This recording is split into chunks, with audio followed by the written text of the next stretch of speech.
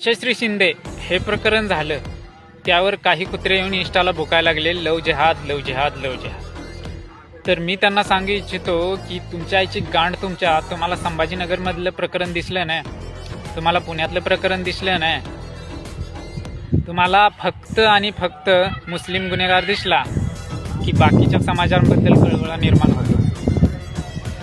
अरे एवढीच गांडीला खाज असेल ना तर रस्त्यावर येऊन त्या व्यक्तीसाठी न्याय मागा.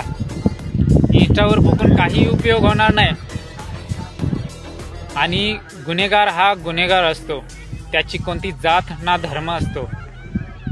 त्याला फक्त गुन्हेगारीच्या नजरेनं बघावं, कारण माणसाची मानसिकता असते,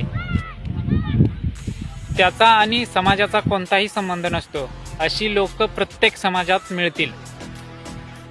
त्यामुळं तुमच्या याची गांड मादर चौथांनो, तुम्ही विनाकारण समाजामध्ये भांडणं लावण्याचा प्रयत्न करू नका, नाहीतर पहिल्यांदा ह्यांना फोडलं पाहिजे.